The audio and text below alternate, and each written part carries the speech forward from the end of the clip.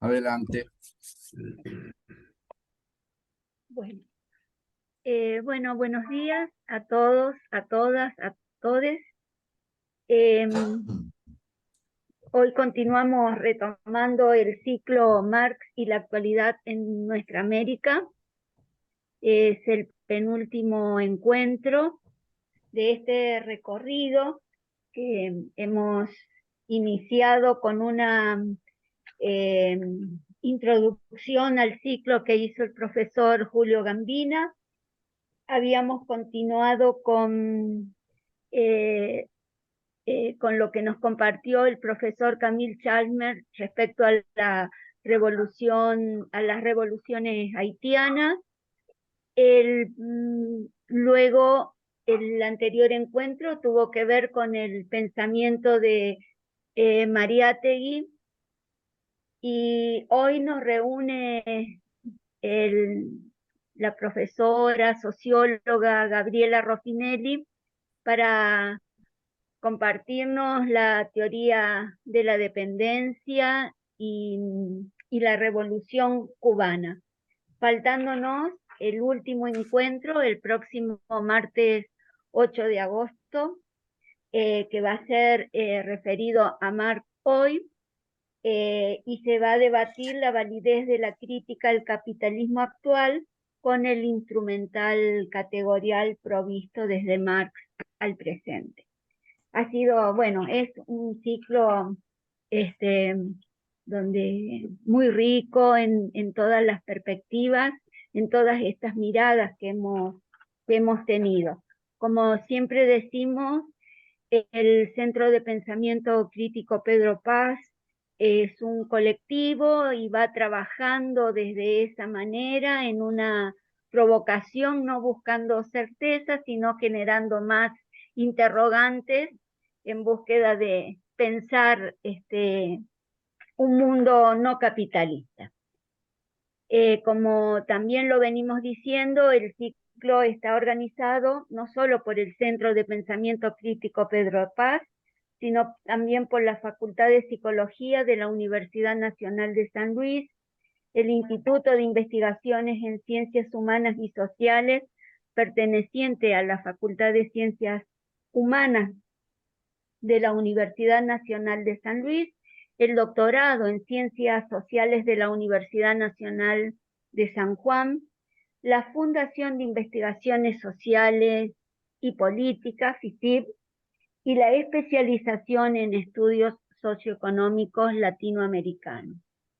No quiero ocupar demasiado tiempo, solo decir que Gabriela Roffinelli, docente, investigadora de la Universidad Nacional de Buenos Aires, eh, nos ha acompañado desde los inicios en el Centro de Pensamiento Crítico Pedro Paz.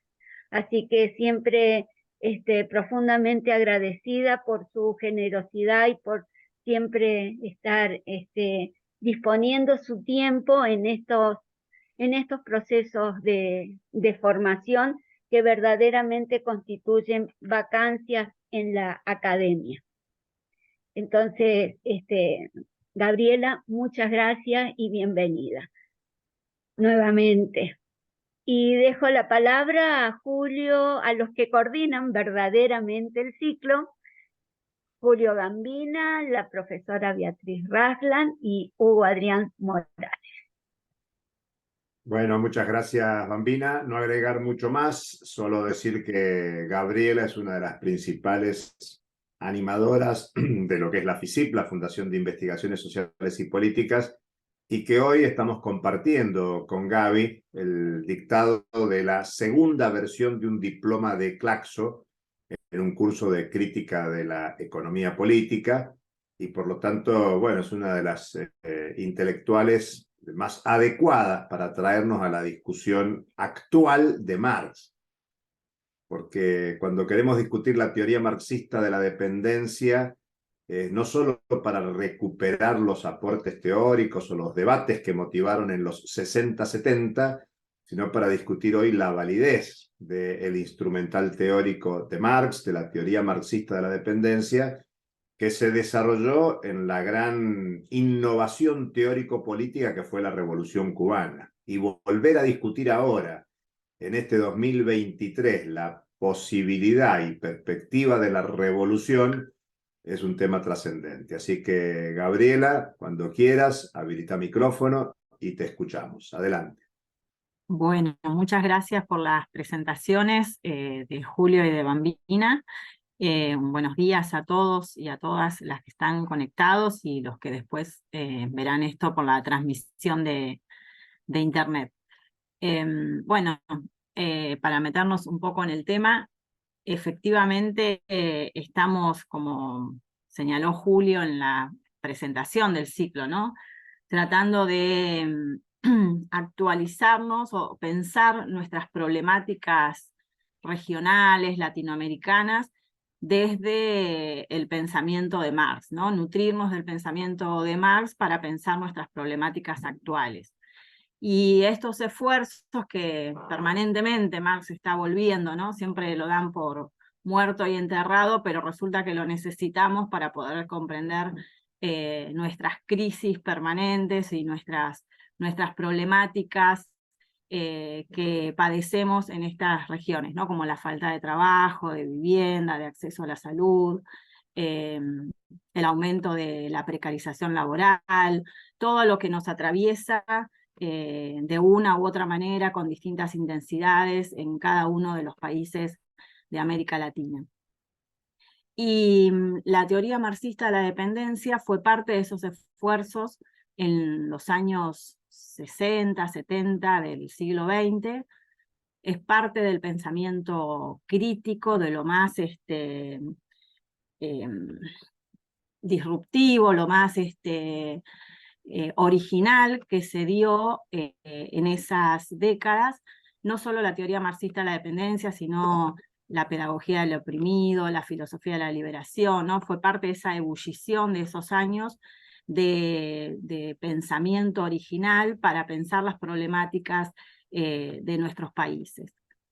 ¿Por qué surge la teoría marxista de la dependencia, o lo que se dio en llamar la teoría marxista de la dependencia? Bueno, surge en un contexto de la posguerra, en un contexto donde estaba en debate el tema del desarrollo, es decir, si era posible que los países de la periferia, los países de América Latina, los de África y los de Asia, que estaban luchando o atravesando procesos de descolonización después de la Segunda Guerra Mundial, podían seguir una vía de desarrollo capitalista, o estaba también el ejemplo del socialismo, de la URSS y de los países socialistas, ¿no? Entonces, ante ese conflicto, ante ese contexto de la Guerra Fría, surge toda una teoría que planteaba que las problemáticas de estos nuevos países que surgían en Asia y África,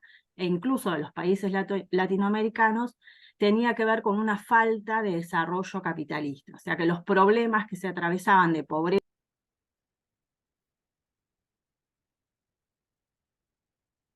Gaby. Ahí está, se silenció el micrófono. O sea, los problemas que atravesaban estas sociedades tenían que ver con, no con el capitalismo, sino con la falta del desarrollo capitalista, sino eran regiones atrasadas, todos los problemas eran endógenos de alguna manera, ¿no? Entonces, frente a la posibilidad de que se siguiera una vía hacia el socialismo, de que las luchas de liberación nacional dieran lugar a una sociedad socialista en la periferia, en las regiones periféricas. Entonces, en ese contexto estaba planteado el debate y surge lo que se llamó la teoría del desarrollo, que después va a, sobre todo en Estados Unidos y Europa, surgen los teóricos del desarrollo que planteaban esto, ¿no? Que las regiones periféricas tenían que atravesar etapas de desarrollo hasta llegar al desarrollo capitalista, siempre que superaran obstáculos internos de estas sociedades que tenían que ver con su atraso, su idiosincrasia. Y en este debate aparecen las comisiones como la CEPAL, que son de Naciones Unidas, surge para Europa, para África, para Asia y para América Latina. Prebisch, que va a estar al frente de la CEPAL, da vuelta un poco la teoría del desarrollo y la transforma para pensar las problemáticas latinoamericanas, y lo que va a dar cuenta es que América Latina, como estaba enfocada en la producción de materias primas y los precios de las materias primas en el mercado mundial se deterioraban frente a los precios de los productos manufacturados, se estaban dando un intercambio desigual, ¿no? O sea, se estaba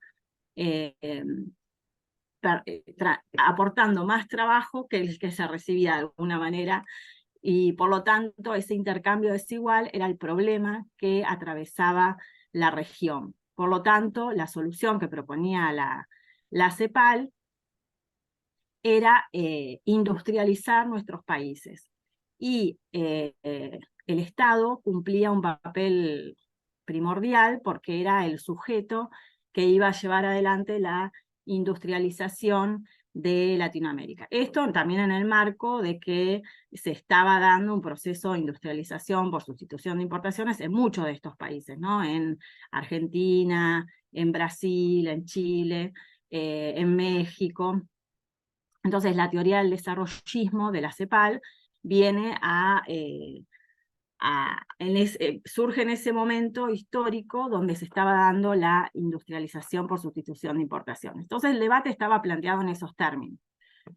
Pero América Latina ya llevaba, sobre todo algunos países de América Latina, ya tenían un desarrollo de la industrialización que se venía dando, y sin embargo todavía no se había logrado un capitalismo a imagen y semejanza de lo que pasaba en Estados Unidos o en Europa, que eran los modelos a seguir en este desarrollo capitalista. Entonces se hablaba de un dualismo estructural o de una heterogeneidad estructural, donde bueno, había sectores atrasados y sectores más desarrollados, pero siguiendo ciertas etapas se iba a alcanzar ese desarrollo capitalista.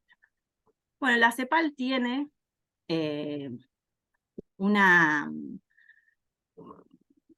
cuando llega a los años, fines de los años 50, ese desarrollo capitalista lleva a que llegue el capital extranjero, o sea que esa burguesía nacional que se estaba desarrollando y demás, no da el salto, no da el paso de una producción de bienes de consumo a bienes de capital, sino que lo que hace es asociarse al capital extranjero, con lo cual entra un poco en crisis la teoría de la CEPAL de que se iba a dar de la mano del Estado un desarrollo autocentrado, ¿no?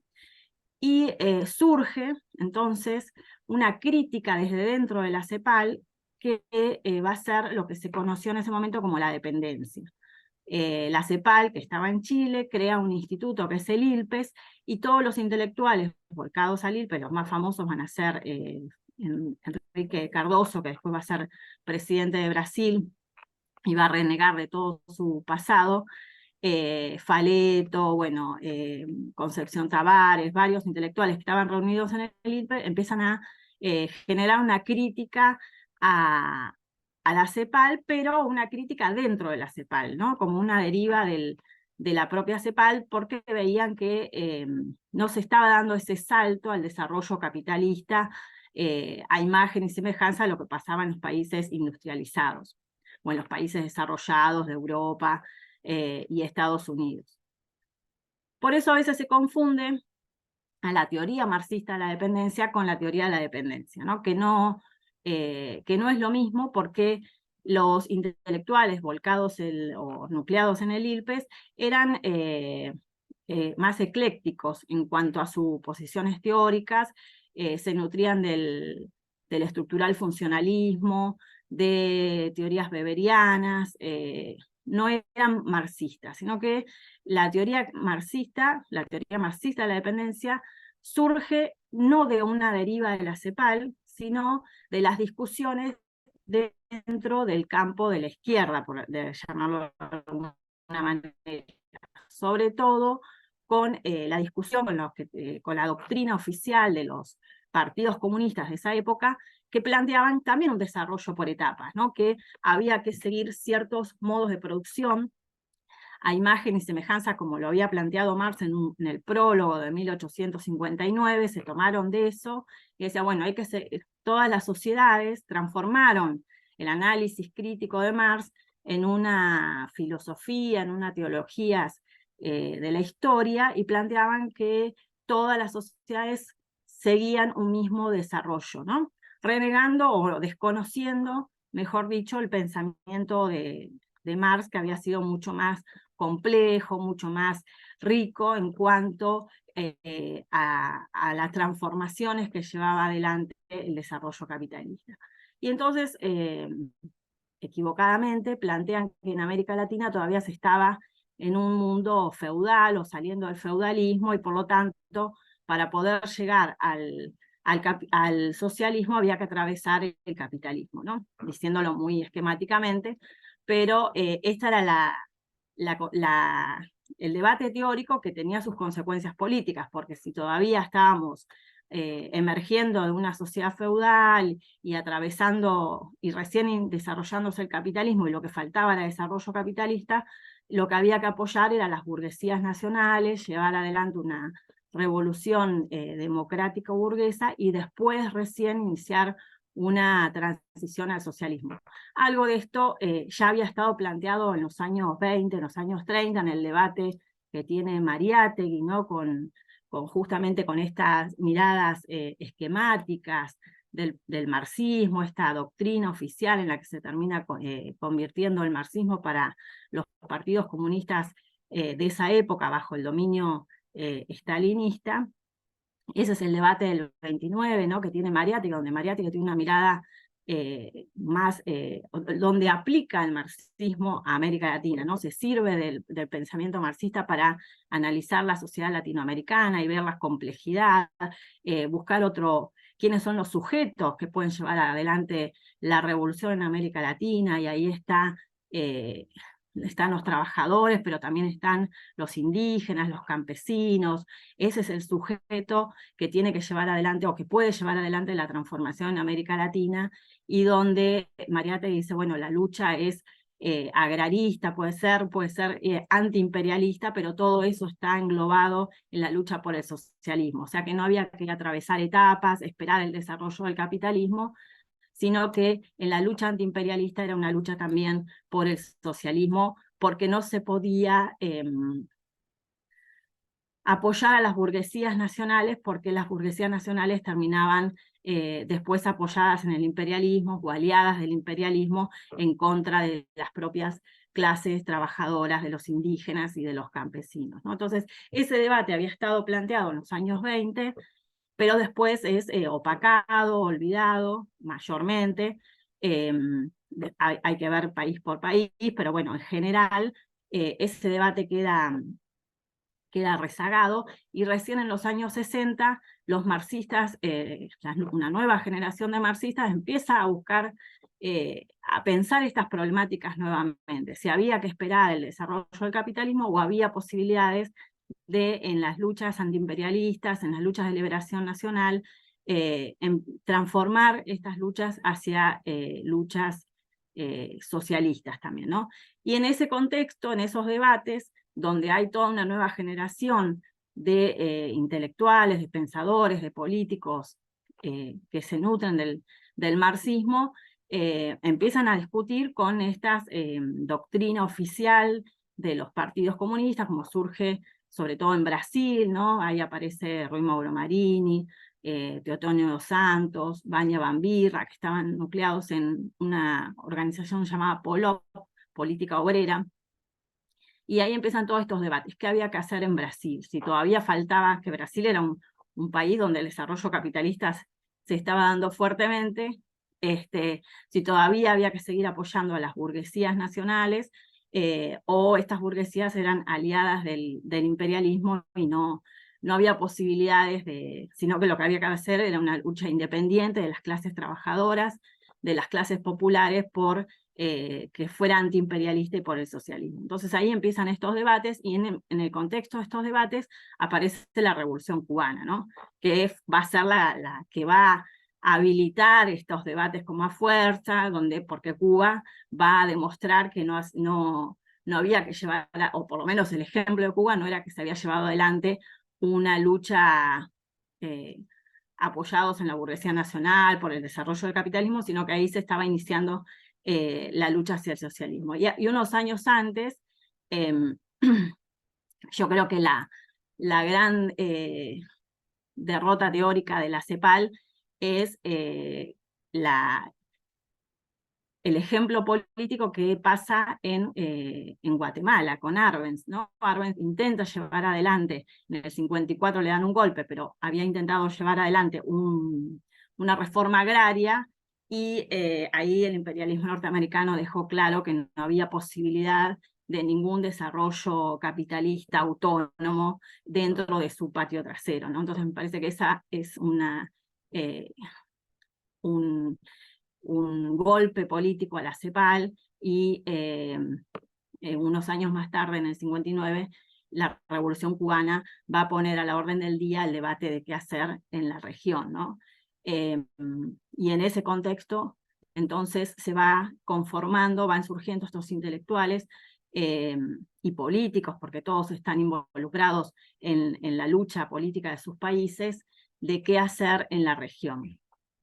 Primero surge en Brasil, como les decía, pero después en el 64 Brasil va a haber un golpe de Estado y se van a exiliar, y primero van a pasar por México, pero después terminan todos en Chile. Chile va a ser el gran caldo de cultivo donde se van a nuclear, porque ahí está la CEPAL, está el ILPES, va a estar el CESO, que es el centro económico vinculado a la universidad, que va a dirigir Teotonio dos Santos, y ahí van a ver muchos de los que hoy son conocidos como los referentes de la teoría marxista de la dependencia.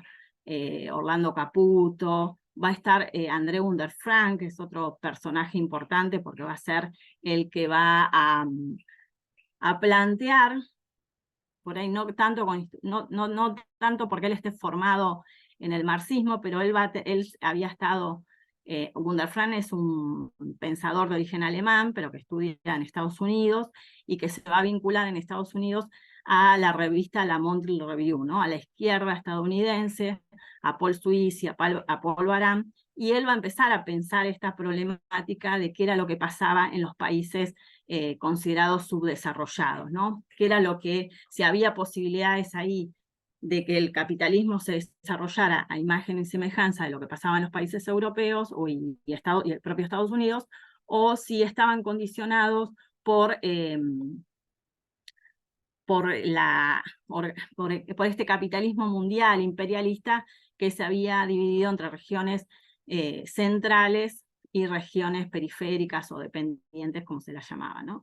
Y Underfrank lo que va a decir es que estos países, que el subdesarrollo en realidad se desarrolla, pero dentro de la lógica del subdesarrollo, ¿no? O sea que el desarrollo capitalista en estos países se está dando, pero de forma subdesarrollada. No hay esa posibilidad de transformación de etapas, ¿no? De dejar atrás el subdesarrollo y de avanzar hacia el desarrollo capitalista. Entonces, esa frase de Underfrank del desarrollo del subdesarrollo va a ser como la consigna de alguna manera que van a desarrollar los teóricos marxistas de la dependencia, porque desde Marx lo que dan cuenta es que el capitalismo es un sistema mundial, una economía mundial, y dentro de esa economía mundial el capitalismo se expande, pero no de forma homogénea en todos los países, sino que lo que hay es una polarización entre centros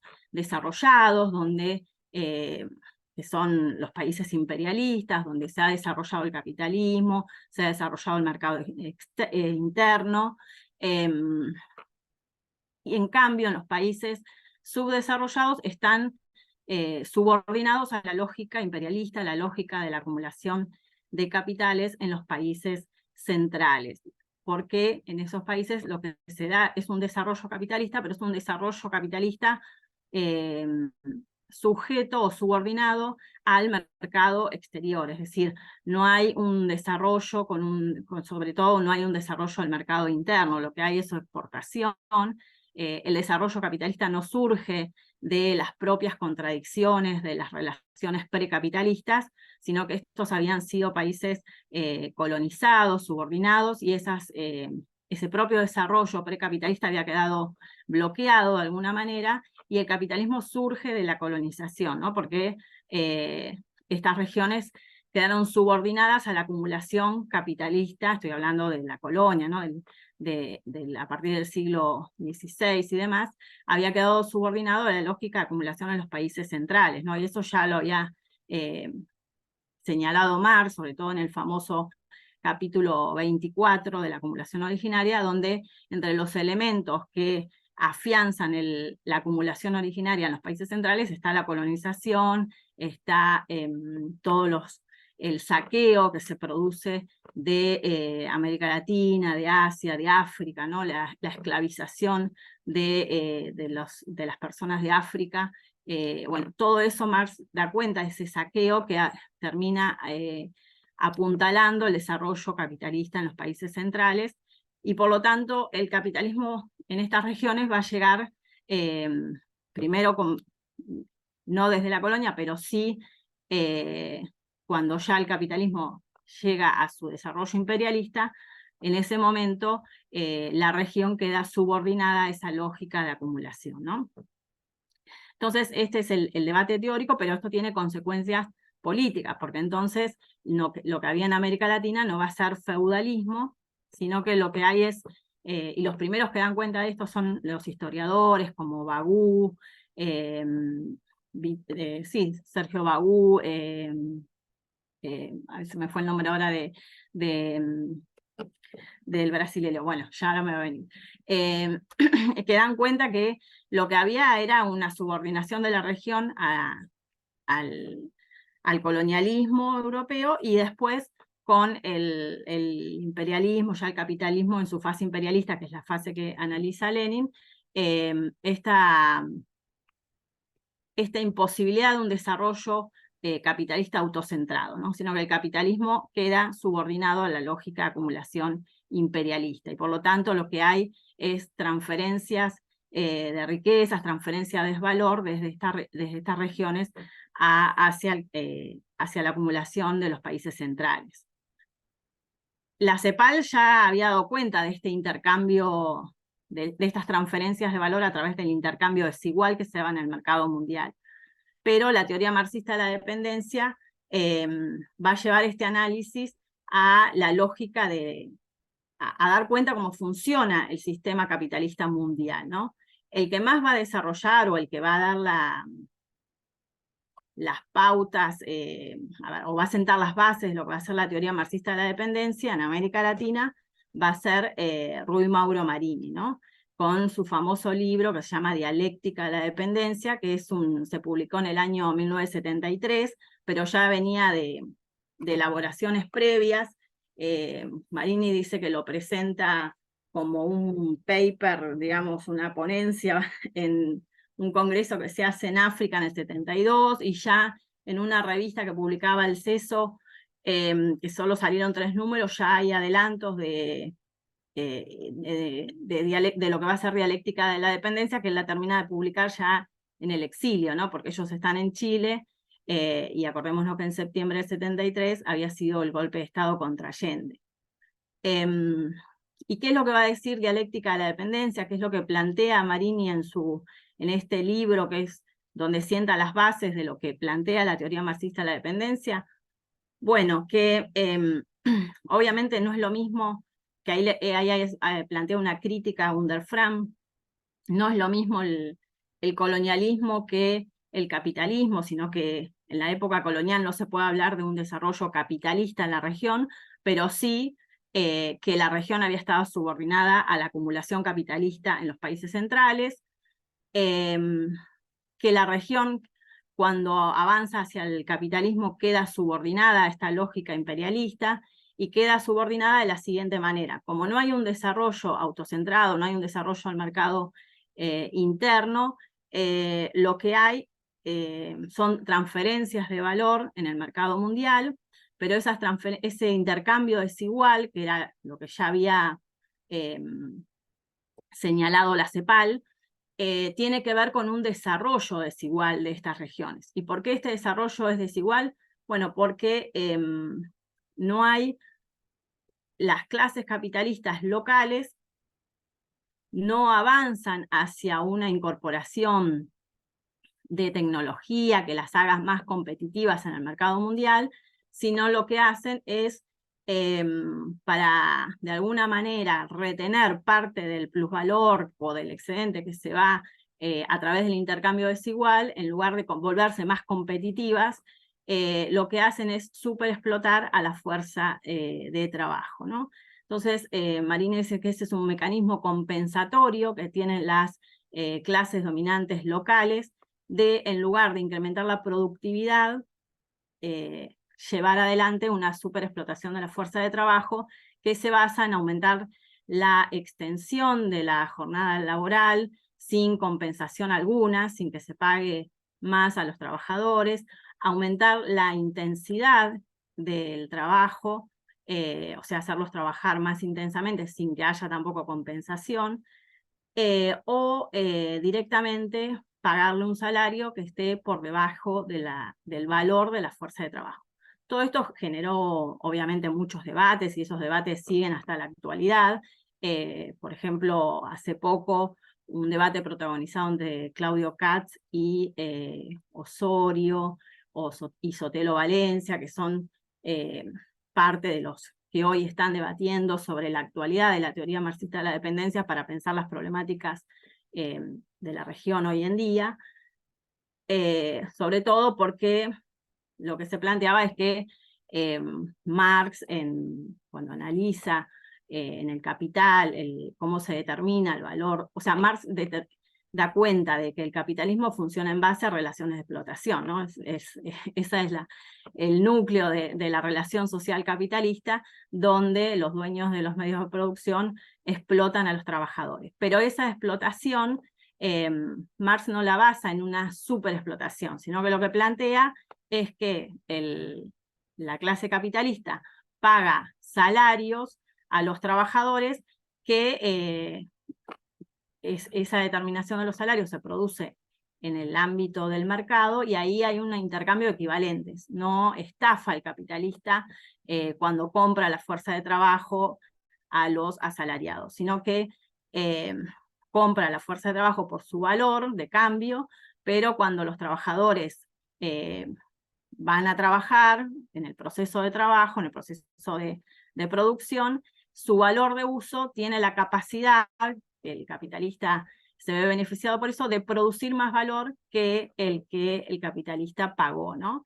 Entonces la explotación es posible sin que haya salario, sin que haya una estafa del capitalista sobre los trabajadores, sino que hay un intercambio de equivalentes, dice Marx. Pero esa es la explicación lógica de cómo funcionan las relaciones de explotación. Después Marx en muchos párrafos del Capital da cuenta de que la clase capitalista apela a pagar salarios por debajo del valor, ¿no? Eso en el libro tercero del Capital, e incluso en el libro primero también dice que eso lo va a obviar, porque él lo que quiere explicar es justamente cómo funcionan las relaciones de explotación. Bueno, esto lo traigo porque son parte de los debates de decirle a la teoría marxista de la dependencia, bueno, el capitalismo no necesita superexplotar a la fuerza de trabajo, sino que la explotación no se explica por una superexplotación, por salarios que estén por debajo del valor de la fuerza de trabajo, sino que el capital, pagando salarios que se correspondan con el valor de la fuerza de trabajo, igualmente se apropia del plusvalor, de la plusvalía. Bien, pero lo que señalan Marini es que en la periferia la lógica de reproducción del capitalismo se basa en una superexplotación, no en la explotación, sino que el capital logra en los países periféricos superexplotar a la fuerza de trabajo. Y eso es lo que define a las economías dependientes, a los países dependientes, a diferencia de los países centrales, donde hoy en día vemos que hay superexplotación de la fuerza de trabajo, ¿no? Hay trabajadores que no logran reproducir su vida con sus salarios en España, en Estados Unidos, en los países más desarrollados. Hay hay ejemplos que podemos ver sobre condiciones de superexplotación de los trabajadores, ¿no? De hecho, hay un documental que anda por ahí en las redes sobre trabajadores pobres de España, donde hay un montón de ejemplos de personas que teniendo trabajo, sus salarios no alcanzan para reproducir su vida, para pagar el alquiler, para comprar los alimentos, para mandar a los hijos a estudiar, y viven en condiciones de pobreza. O sea que ahí hay ejemplos concretos de trabajadores en los países desarrollados donde sus salarios no alcanzan para que puedan reproducir su vida. Pero esto, dice la teoría marxista de la dependencia, no es lo que define el desarrollo en los países centrales, sino que esto define el desarrollo en los países capitalistas, ¿no? Y parte de esto tiene que ver con, como lo podemos ver en la actualidad, con lo que el capital ha logrado hacer, sobre todo a partir de los años 70, que es deslocalizar parte de su producción, ¿no? O sea que las automotrices, por ejemplo, dejaron de estar en Detroit, en Estados Unidos, y poner parte de su producción en el mundo entero, ¿no? Se fueron a China, a México, deslocalizaron, producen una parte acá, otra parte allá, lo que se llama la deslocalización y que se vio ahora dramáticamente con la pandemia, que producto de la parálisis productiva no podían ensamblarse los productos porque estaban repartidos por todo el mundo. Esa deslocalización productiva que se llevó adelante, sobre todo a partir de las revoluciones y las transformaciones que se dieron a partir de los años 70-80, tienen que ver con que el capital busca fuerza de trabajo más barata. La busca en Sudáfrica, la busca en México, la busca en nuestros países, en Argentina, donde nosotros estamos, permanentemente está este debate acerca de lo cara que puede ser la fuerza de trabajo argentina, y por eso las inversiones no se sienten atraídas por venir a producir, o los capitales transnacionales no se sienten atraídos por venir a producir a estos países. Entonces, hay ahí algo que define a nuestros países como una fuerza de trabajo barata que de alguna manera es lo que moviliza a las inversiones de los grandes capitales de los países centrales. Entonces, me parece que Marini da en el clavo ahí con una problemática que hoy se ve más claro, me parece que sobre todo que lo que podía hacer en los años 60 y 70, ¿no? Las transformaciones que vinieron con este avance del capital que se da a partir de los años 70 y que lleva a una transformación de la dependencia, en el sentido de que se desmantela lo que venía siendo la industrialización por sustitución de importaciones y se produce con lo que se llamaron las políticas neoliberales, una readecuación de esta inserción de la región a la lógica de la acumulación mundial, ¿no? Donde se vuelve a cierta reprimarización de las economías, se focaliza en ciertas industrializaciones que cuentan con ventajas comparativas de alguna manera en el mercado mundial, ¿no? Los hidrocarburos, la siderúrgica, algunos nichos de producción, pero se desmantela la industrialización por sustitución de importación y sobre todo aquella industrialización que podía estar volcada más al mercado interno, ¿no? Sino que queda subordinado toda la lógica de la exportación, ya sea de productos industriales como de productos primarios, ¿no? Y sobre todo lo que se ve es una vuelta a la exportación de bienes, de nuestros bienes comunes. Bien, entonces, esto es lo que, volviendo un poco a dialéctica de la dependencia, lo que va a plantear Marini en este texto, donde deja como las bases o las categorías esenciales de la teoría marxista de la dependencia, que lo que plantea es, bueno, Marx dio cuenta de cuál es la lógica de la reproducción capitalista, Lenin, con la teoría del imperialismo, da cuenta de cómo ese capitalismo se transforma hacia fines del siglo XIX, principios del XX, en un capitalismo imperialista, y la teoría marxista de la dependencia es pensar esa lógica del imperialismo, pero no desde cómo se da en los países desarrollados, sino desde la óptica desde los países periféricos, ¿no? Desde los países subdesarrollados. ¿Y cuál es el posible desarrollo de estos países periféricos?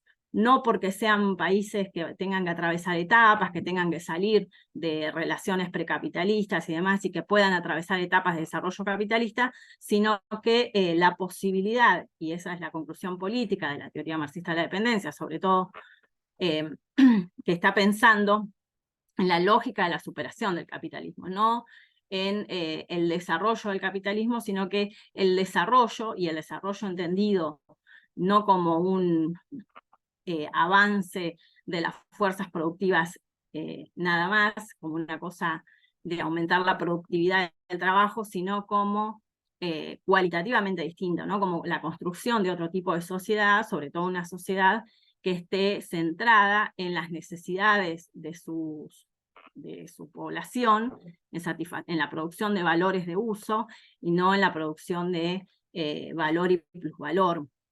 Entonces, el desarrollo pensado cualitativamente distinto, ¿no?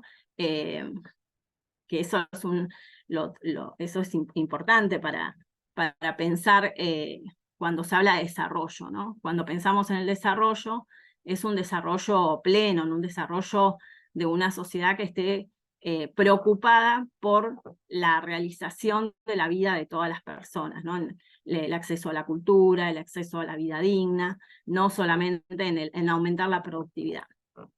Entonces, estas posibilidades de desarrollo solo es posible con la superación del capitalismo. No hay posibilidad de salir de la dependencia, del subdesarrollo dentro de la lógica del capitalismo. Eso va a ser esencial para la teoría marxista de la dependencia, y es la conclusión política, ¿no? La conclusión a la que había llegado a través de la experiencia de la Revolución Cubana, de la experiencia de Chile, ¿no? Con Salvador Allende. No había posibilidades de seguir una vía capitalista, sino que justamente lo que estaban planteando era la salida política, la posibilidad de la revolución para Latinoamérica, ¿no? Ese debate que se plantea en los 60, que está dando en los 60, que está dado desde la mirada teórica de por qué eso era imposible, y también desde la lucha política, o sea, no son simplemente intelectuales que están ahí en la Torre de Marfil encerrados y pensando, sino que están metidos en las luchas políticas, ¿no? Orlando Caputo de Chile, por ejemplo, que estaba en el CESO, que está trabajando con Teotonio y demás, después termina trabajando en el gobierno de Salvador Allende en la nacionalización del cobre, ¿no? O sea, están pensando cómo ese proceso en Chile podía desarrollarse teniendo en cuenta estas argumentaciones, estos análisis teóricos que daban cuenta de la imposibilidad de seguir de salir del subdesarrollo por la vía del capitalismo. Entonces, esta es la conclusión política a la que lleva la teoría marxista de la dependencia, pero la llegada de las dictaduras, a partir del 73 en Chile, en el 76 en Uruguay, también en el 73, 76 Argentina, va de alguna manera a generar una derrota política a todo este pensamiento de los años 60, la teoría marxista de la dependencia, la ebullición teórica que hay en ese momento, y ya a partir de los años 80 empieza a ser desterrada de los debates políticos y de los debates también teóricos, ¿no? Entonces, Agustín Cueva, un intelectual que había sido muy crítico de la teoría marxista de la dependencia, pero que después se acerca a estos desarrollos, va a plantear que no hay una derrota de la teoría en sí misma porque lo que planteaba no se haya dado así, o no haya tenido capacidad de análisis de lo que estaba pasando en la sociedad, sino que va a ser una derrota política, ¿no? Y la teoría marxista de la dependencia es totalmente olvidada, sobre todo de los ámbitos de debate teórico, debate político, y recién en los años 2000, con todas las luchas que se van dando en nuestro continente, que llevaron a la emergencia de los llamados gobiernos progresistas, vuelven a surgir, o hay un rescate de la teoría marxista de la dependencia, ¿no? Hay un rescate de cómo pensar la región, hacia dónde puede ir la región, y ahí aparecen también las propuestas desarrollistas, de alguna manera, o neodesarrollistas, como se llamaron, pero también aparece la teoría marxista de la dependencia y el debate de qué hacer en América Latina. Obviamente no con la fuerza que tuvo en los debates de los 60, sobre todo porque esa fuerza de los debates de los 60 estaban vinculados también con las fuerzas de las luchas protagonizadas en los años 60 en los distintos países, pero las luchas de los años 2000 rehabilitaron de alguna manera la recuperación de estos debates, y yo creo que hay que seguir pensando a ver qué nos aporta la teoría marxista de la dependencia para comprender las problemáticas de la región, ¿no? Porque obviamente el capitalismo de la actualidad no es el capitalismo de los años 60, donde estaba justamente América Latina atravesando un proceso de industrialización por sustitución de importaciones, con sus limitaciones y demás, pero ya estamos en otra, el capitalismo mundial se ha transformado y el capitalismo de la región también se ha transformado. Pero yo creo que sí,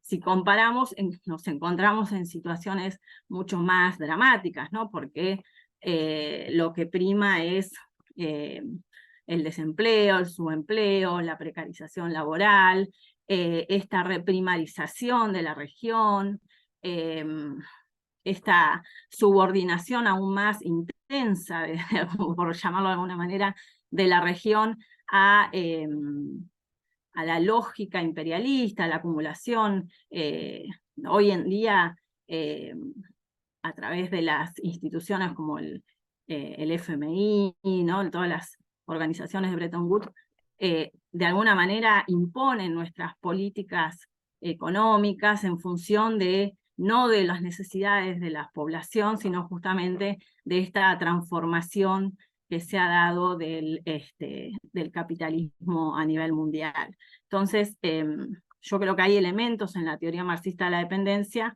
para poder seguir pensando nuestras problemáticas de la actualidad, ¿no? Los procesos de privatización, los procesos de endeudamiento, de apertura externa, comercial, financiera, de desnacionalización del aparato productivo de alguna manera.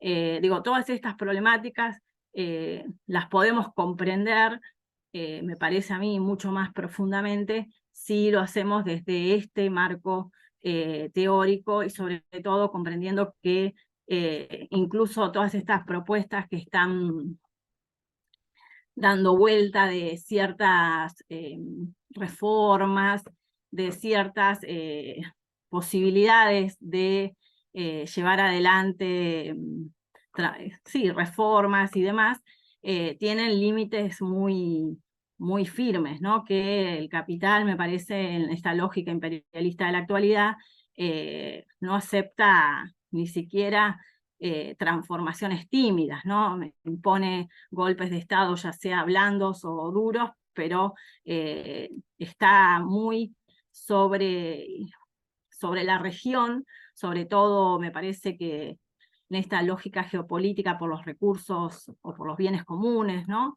El litio, los hidrocarburos, los minerales, y yo creo que eso explica mucho de la presencia de estas disputas que se dan en la región, y que nuestros países están subordinados o recibiendo los atropellos ante cada gesto mínimamente soberano que en alguno u otro país se pueda llevar adelante. Bueno, yo lo dejaría acá, así abrimos un debate, seguramente quedaron algunas cosas afuera o que no mencioné y que podemos ampliar ahora con el debate. Bueno, muchas gracias, Gabriela. Y en efecto, abrimos para comentarios. Hay algunos, vos no has podido ver obviamente el chat, que ahora No, lo voy a mirar ahora. quizás podés verlo. Especialmente ahí, en un momento dado de tu intervención, Esther Kandel pone que la URSS sostenía el tránsito pacífico al socialismo, y José Luis Rodríguez desde Cuba te manda muchos saludos, pero dice que está imposibilitado de ingresar a esto por el bloqueo estadounidense, que no permite que esta plataforma permita a los cubanos ingresar. Digo, por el debate que se ha generado en estas horas, especialmente con Fito Páez, que salió a señalar que basta de echarle la culpa al bloqueo para pensar los límites del desarrollo en Cuba, ¿no? Bueno, especialmente José Luis Rodríguez nos dice que no puede ingresar. Ahí hay un primer pedido de palabras. Yo tengo algunos comentarios para hacer, pero vamos a privilegiar preguntas, comentarios. Así que, Emilio, adelante, por favor. Hola, buen día a todas las personas presentes. Gabriela, muy interesante la presentación. A mi criterio me permitió refrescar algunas cuestiones que ya sabía y conocer cosas que no estaba, finezas que no estaba al tanto respecto a ciertas tramas institucionales, así que agradecido desde ese punto de vista. Te quería hacer una pregunta que es, por supuesto, difícil de responder en sintético y quizás se desplace un poquito de la presentación, pero digo, desde mi particular interés, y si podés hacer sobre todo una apreciación sobre el principal contrapunto que a tu criterio, o los principales contrapuntos que pueden tener entre las precisiones que da la teoría de la dependencia desde un punto de vista marxista y, y las perspectivas de coloniales tal como se han, lo voy a decir así, vulgarizado. Porque lo digo, la pregunta tiene que ver con esto. Una preocupación muy personal que vengo teniendo es que me parece que se ha perdido cierta visión sobre lo que es la lógica del imperialismo desde el punto de vista de la lógica productiva y reproductiva del capitalismo en cuanto tal, como nodo de sistema mundial, y estamos en cierta vulgarización de la teoría, digo, está como muy presente la beta más cultural, si se quiere, de la discusión. Pero digo, eso es una apreciación solo refiriéndome a la vulgarización de ciertas teorías, pero lo que me interesa es si vos podés puntualizar, digo, de la teoría de la dependencia, qué queda como núcleo duro para recuperar, para insistir, digamos, en estas cosas desde tu punto de vista. No sé si fui claro. Gracias, Pero, Emilio. Sí, creo que sí. Y especialmente confieso que Gabriela viene haciendo una polémica interesante entre el tema marxismo y teorías decoloniales, así que me parece que va a ser muy útil.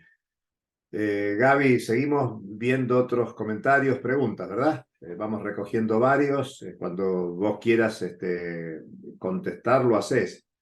Pero Henry Boyce Rollin, nuestro haitiano en Argentina, yo había puesto que tenemos compañeros de Chile, de República Dominicana y de Haití, sobre todo pensando en nuestro querido Henry, que está acá de cuerpo presente, a través de la pantalla, quiere hacer un comentario. Así que, Henry, por favor, adelante. Bueno, en primer lugar, un gran abrazo y felicitaciones a la expositora. Realmente, no sé si la palabra brillante o calificativo brillante vale ahí, no sé. Son esas cosas que uno dice, bueno, no hay nota posible. Yo tenía un profesor de la secundaria, dice, yo no doy 10 porque 10 para Dios, 9 para mí, y el ustedes pueden estar en 8 ahí. Bueno, ella no sé.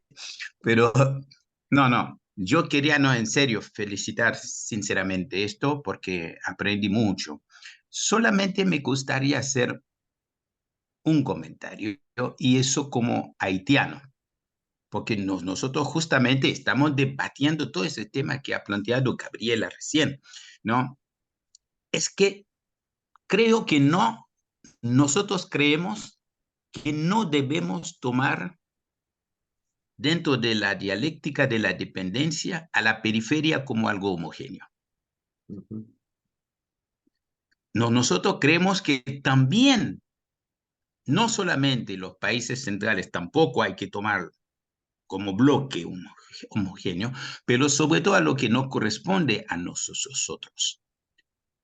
Por ejemplo, nosotros consideramos a Haití como periferia de la periferia. Y es lo que ha explicado la invasión de la MINUSTA, la ocupación que Brasil tuvo la comandancia militar, incluso bajo Lula, ¿no? Y qué sé yo, todos los supuestos gobiernos progres habían enviado tropas, salvo Venezuela y Cuba, obvio, pero Argentina, Chile, etcétera, habían enviado. Ecuador y Correa. Entonces, yo creo que nosotros tenemos que tener en cuenta que la periferia también hay una serie de desniveles que también reproducen la lógica de la explotación que planteaba Marini de la superexplotación. Eso es un primer tema. Entonces, con ese comentario, nosotros creemos que la dependencia no puede ser enfocada solamente en el plano económico. Nosotros, en el caso nuestro, sobre todo, no, yo no digo que Gabriel haya dicho eso, no, estoy hablando, no, sino, no estoy diciendo esto, estoy diciendo el debate que nosotros tenemos es poner acentos también sobre las otras dimensiones. Por ejemplo, en este momento en Haití se está operando otra dimensión importante que es en cuanto a la espiritualidad. Es decir, el juego que hacen las religiones protestantes, sobre todo, y católica, etcétera, lo hemos visto en Brasil también, pero es un hecho que se está manifestando muchísimo y que enriquece lo que Mauro Manerini, cuando plantea la dialéctica de la dependencia, yo creo que él va al nodo del tema en cuanto a descubrir todas las contradicciones del sistema. ¿No?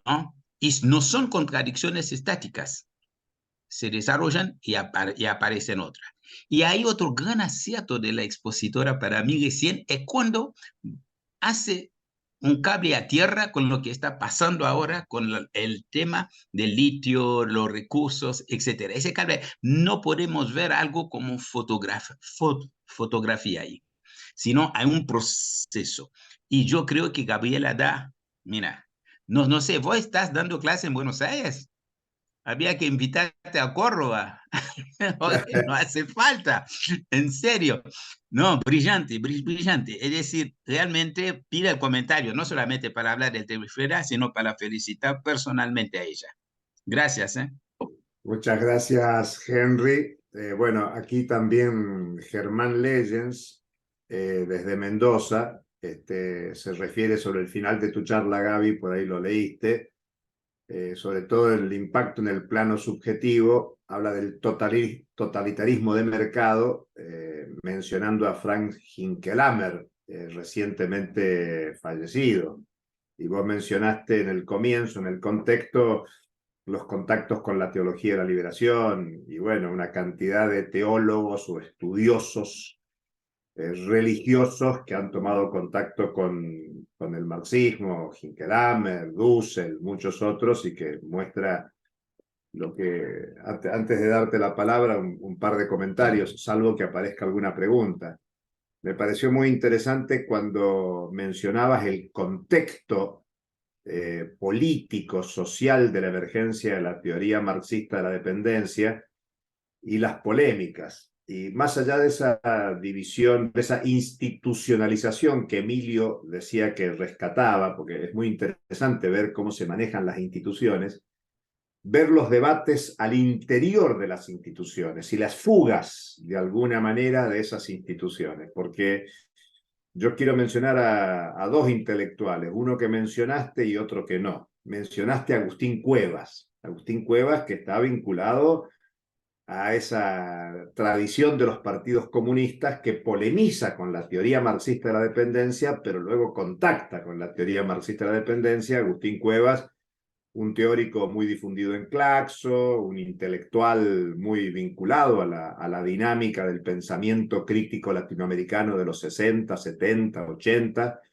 pero junto a Agustín Cuevas yo quiero mencionarlo a Pedro Paz, no solo porque estamos en el ámbito del Pedro Paz, porque Pedro Paz está institucionalmente más cerca del estructuralismo, escribe con Zunkel y Paz, pero bueno, Paz es el encargado de desarrollar los capítulos explicativos de Marx dentro del libro destacado que escribe con Zunkel. Por eso lo que menciono es que la teoría marxista de la dependencia genera un debate intelectual más allá de los marcos institucionales, y creo que muy bien lo señalás en el marco de la gran novedad política que es la Revolución Cubana.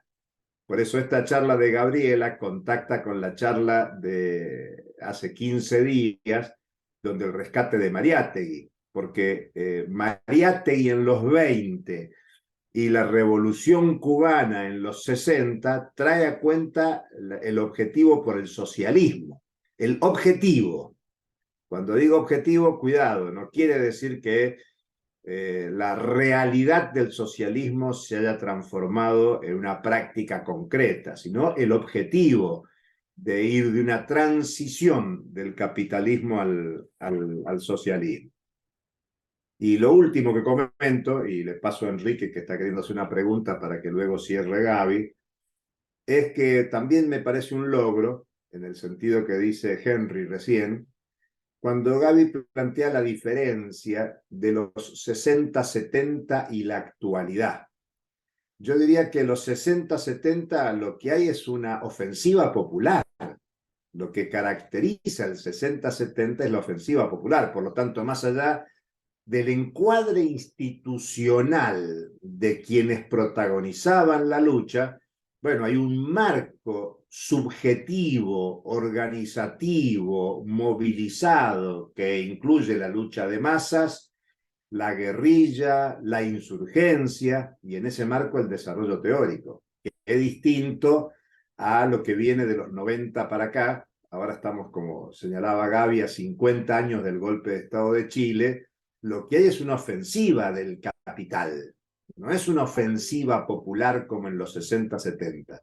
Y por lo tanto eso cambia los desafíos que se plantean para el movimiento popular y para el desarrollo intelectual. Por eso la necesidad de asumir el desafío teórico que se planteó en los 60, 70 en condiciones de ofensiva popular para plantear los desarrollos teóricos hoy en ofensiva gigantesca del capital. Así que es muy útil ubicar los tiempos diferenciados y la necesidad de recrear pensamiento crítico, recuperar a Marx y pensar la revolución y el objetivo socialista en este tiempo. Enrique. Sí, un comentario vinculado, por supuesto, a la muy buena exposición, intervención de la compañera Gabriela. Quiero partir teniendo en cuenta, en un momento Gabriela dice, comprender la actualidad desde la teoría marxista de la dependencia. Ella en un momento hace mucho hincapié como desde esta teoría hay instrumentos, elementos, herramientas para comprender la actualidad, que me parece que es muy importante. Yo lo único que quería como manifestar es qué contradicción, ¿no?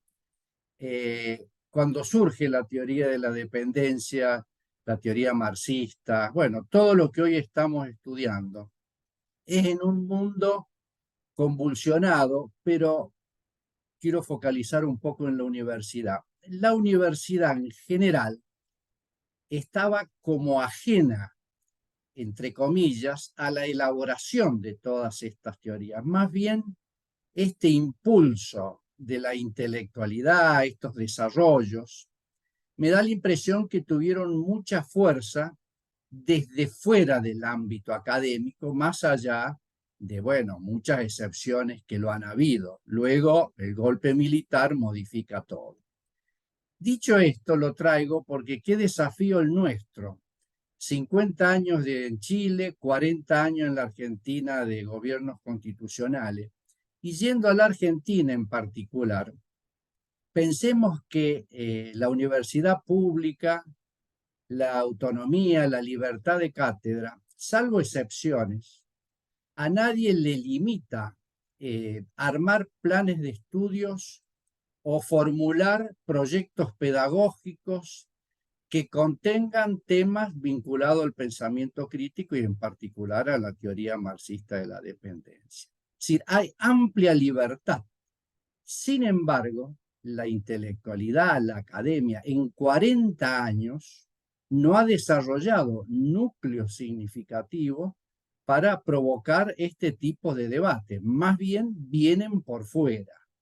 Entonces, traigo este comentario porque yo creo que el desafío es muy grande y el esfuerzo, por supuesto, de Gabriela en sus explicaciones son muy útiles, pero también desde el punto de vista del cambio y de la militancia, creo que uno tiene que repensar y entender el gran fenómeno que es en la universidad en esto, y yo creo que parte y gran parte del logro del golpe militar es que, bueno, con sus procedimientos llevó a que el capitalismo no se cuestione y la universidad en particular quede diezmada. Por lo tanto, creo que acá hay una tarea muy grande para hacer. Nada más y felicitaciones, Gaby.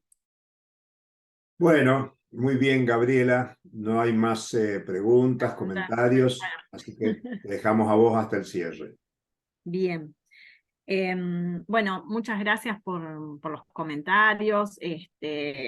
Primero, comparto con Henry lo que dijo, que es cierto, por ahí en la exposición se simplifica, ¿no? Como que todos los centros son lo mismo y las periferias son lo mismo. No, obviamente que hay muchas diferencias entre Haití y Brasil, hay que ver después cada país en particular, ¿no? De hecho, uno habla de la periferia y engloba todo, pero es obviamente que hay que marcar esas diferencias muy importantes también, ¿no? Y Marini había desarrollado el concepto del subimperialismo, ¿no? Porque daba cuenta de que ese desarrollo del capitalismo en la periferia, como en el caso de Brasil, llevaba a esta condición subimperialista, que también es otra categoría que está en debate, donde no es que Brasil se convierta en un imperialismo, pero sí en una asociación con el imperialismo norteamericano, ejerce su dominación hacia el resto de los países latinoamericanos.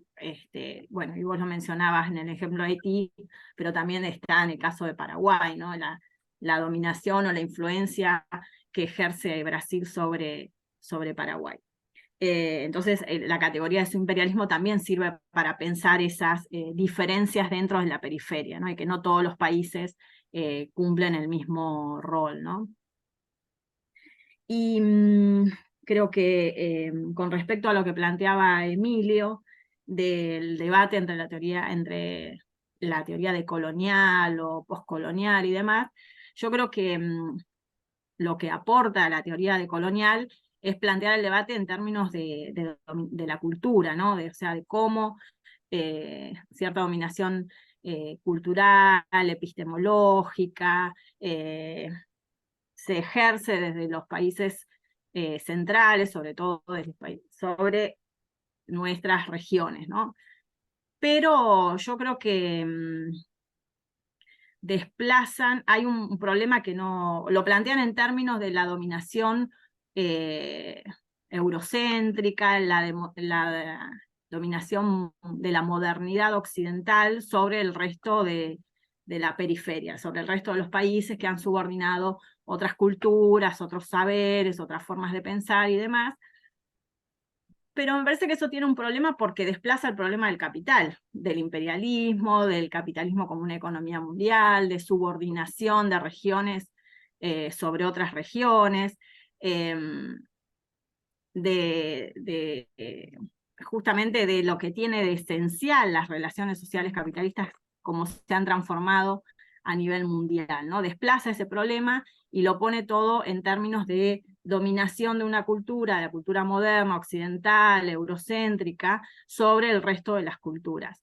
Entonces me parece que ahí hay un problema, o sea, enfatiza un aspecto, pero hay algo que queda desdibujado y que no podemos entender. Por ejemplo, hay mucha crítica desde las teorías decoloniales y demás, sobre todo en América Latina, a el tema del extractivismo, ¿no? O sea, cómo se acentúa el extractivismo y sobre todo enfatizan el daño, el avance sobre la naturaleza, el deterioro medioambiental, pero si nos salimos, si no entendemos cuál es la lógica del capitalismo, es una crítica que queda, a mí me parece un poco impotente de alguna manera, ¿no?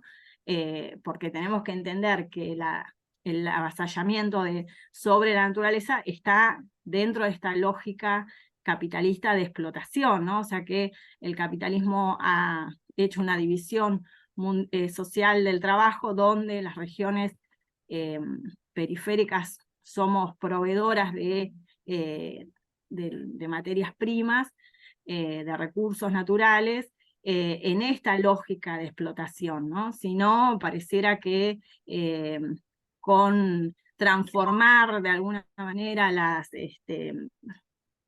formas de pensar y de concebir y de analizar esas relaciones sociales de explotación de alguna manera podrían ser transformadas, subvertidas, pero no hay ahí una explicación de lo esencial de esas relaciones. Me parece que, y las teorías decoloniales justamente no solo ponen el eje en esta dominación de Occidente sobre el resto del mundo, pero esta dominación cultural, epistemológica y demás, de los discursos, ¿no? De las formas de pensar y demás, sino que, por otro lado, dicen, bueno, la teoría marxista de la dependencia, o la teoría de la dependencia, porque yo creo que no ni siquiera distinguen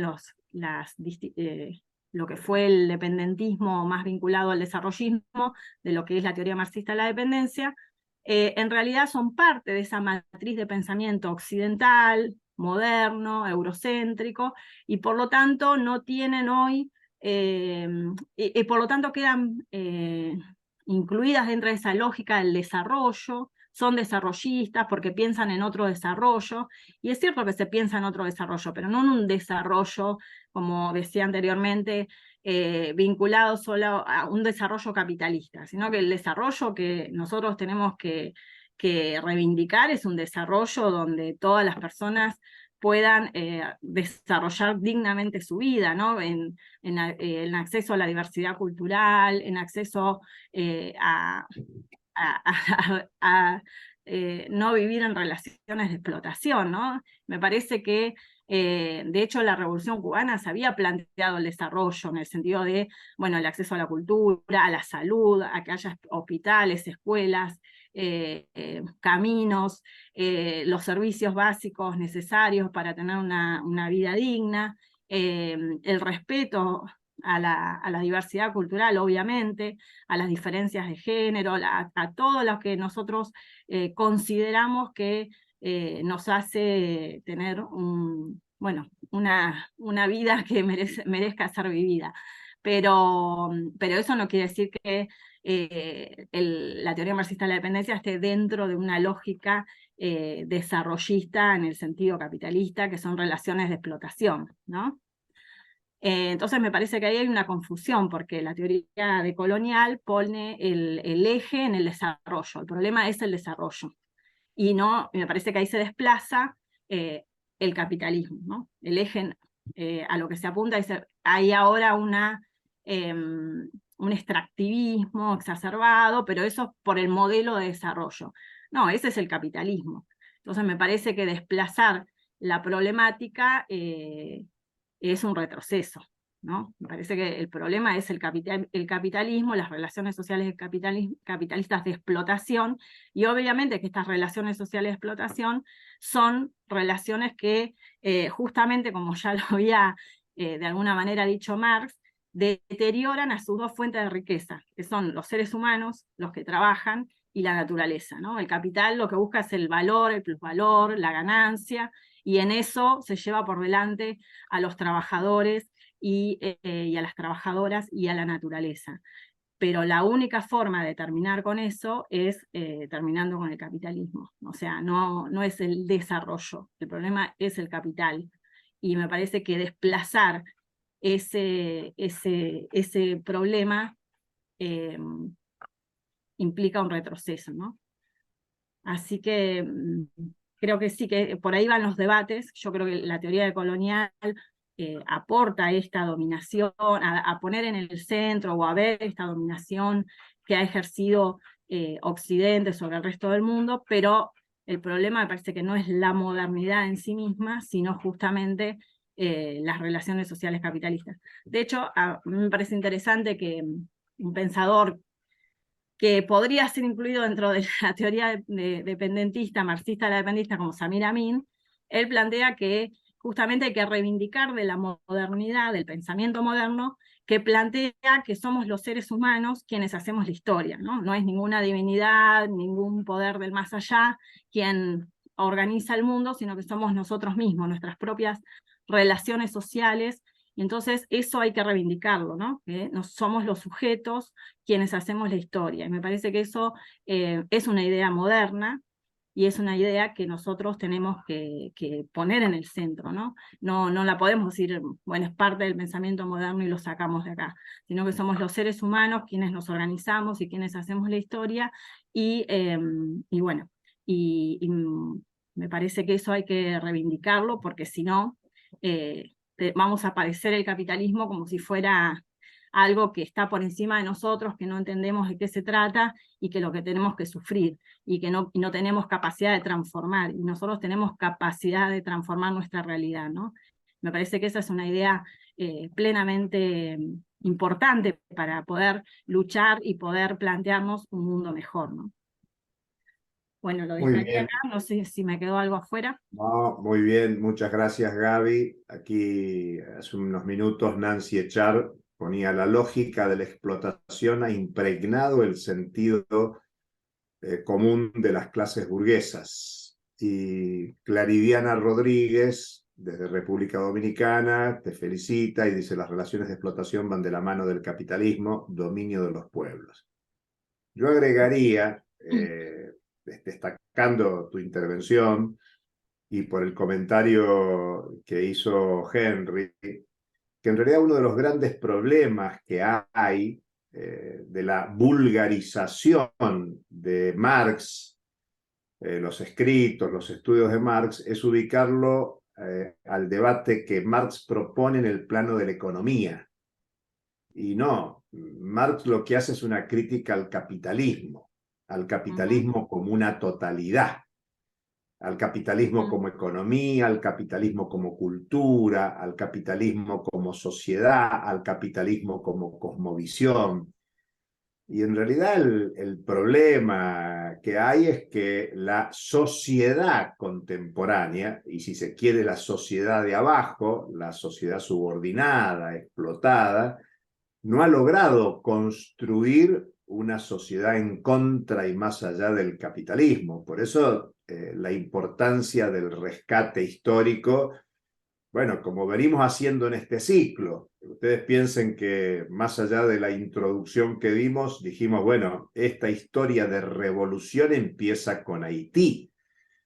Y creo que ha sido muy buena la presencia de Henry hoy, y recuperando el debate de Haití, la especificidad de Haití, porque Haití es la primera revolución antiesclavista del mundo. Y al mismo tiempo que Haití lanza su grito de liberación de la esclavitud, lanza una perspectiva de revolución para otra sociedad en la región y en el mundo, que es un grito que hoy está vigente. Por eso nosotros rescatamos Haití, y de Haití nos fuimos a rescatar a Mariátegui y el debate de los 20 y de los 30 del siglo pasado, en el sentido de ni calco ni copia, por un lado, pero por otro lado el objetivo socialista hace ya 100 años. No es ninguna novedad plantearse el socialismo. Y qué difícil es hoy decir que el objetivo es el socialismo, sobre todo con los fracasos de los socialismos realmente existentes y los límites a los procesos de transición del capitalismo al socialismo. Por eso nos ha parecido muy interesante este debate que nos aporta Gabriela, que lo viene siguiendo muy de cerca para animarnos a ser protagonistas de una ruptura epistemológica ahora en la tercera década del siglo XXI para empatar las expectativas de revolución que nos trae la lucha popular cotidiana, porque hoy podemos registrar niveles de movilización popular muy importantes en Haití, pero en todo el territorio latinoamericano y caribeño, con una expectativa de cambio. Por eso, bueno, ya estamos promediando nuestro ciclo, nos queda un debate más, que lo tendremos el 8 de agosto con Jairo Estrada, compañero de Colombia, donde la idea es discutir, bueno, Marx hoy, con todos estos antecedentes que hemos recogido en el ciclo, ponernos a discutir la importancia de los estudios de Marx para hacer realidad la crítica al capitalismo como integralidad de esta época. Así que nos queda agradecerle muchísimo a Gabriela por su aporte al debate de hoy, destacar las presencias de todas, de todos, de todes, felicitarnos mutuamente por el aprendizaje compartido y nos seguimos viendo. Esto está grabado, se va a difundir en YouTube, vamos a intentar que lo vea mucha más gente y es nuestro pequeño aporte de un colectivo intelectual que está agrupado en varias instituciones para seguir dándole vigencia al pensamiento de Marx en la actualidad. Así que muchísimas gracias a todos, a todas, a todes y nos vemos pronto.